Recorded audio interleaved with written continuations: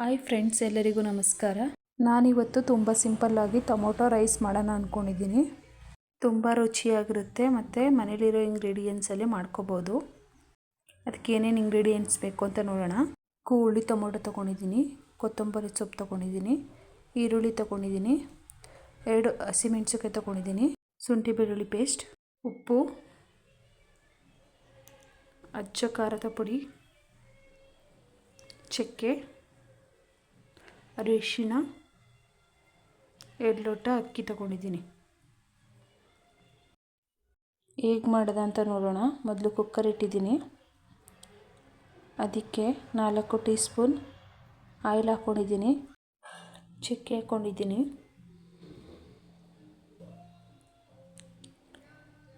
ನಂತರ ಈರುಳ್ಳಿ, ಹಸಿಮೆಣಸಿನ್ಕಾಯಿ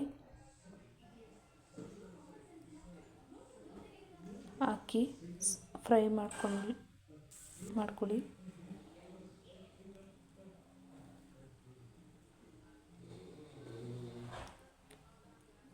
ಶುಂಠಿ ಬೆಳ್ಳುಳ್ಳಿ ಪೇಸ್ಟ್, ಟೊಮೊಟೊ ಹಾಕಿ ಮಿಕ್ಸ್ ಮಾಡಿಕೊಂಡು ನಂತರ red chilli powder 2 spoon,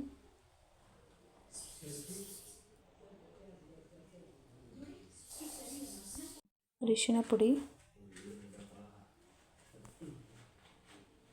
garam masala ಹಾಕಿ ಚೆನ್ನಾಗಿ ಮಿಕ್ಸ್ ಮಾಡಿಕೊಂಡು 2 ಲೋಟ ಅಕ್ಕಿಗೆ 4 ಲೋಟ ನೀರು ಹಾಕ್ಕೊಂಡು ನೀರು ಕುದಿ ಬಂದ ನಂತರ ತೊಳೆದಿಟ್ಟ ಅಕ್ಕಿ ಹಾಕಿ ಮಿಕ್ಸ್ ಮಾಡಿ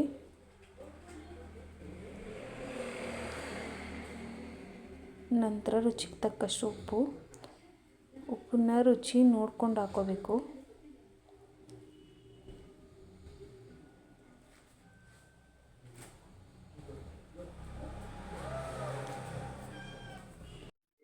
ಒಂದು ಕುದಿ ಬಂದ ನಂತರ ಕೊತ್ತಂಬರಿ ಸೊಪ್ಪು ಉದುರಿಸ್ಕೊಂಡು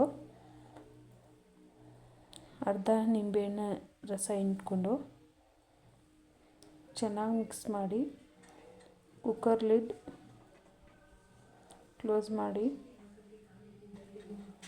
2 ವಿಷಲ್ ಕೂಗಿದ ನಂತರ ಕುಕ್ಕರ್ ಮುಚ್ಚಳ ತೆಗೆದು ಚೆನ್ನಾಗಿ ಮಿಕ್ಸ್ ಮಾಡಿಕೊಂಡ್ರೆ ಟೊಮೊಟೊ ರೈಸ್ ಬಾತ್ ಸವಿಯಲು ಸಿದ್ಧ.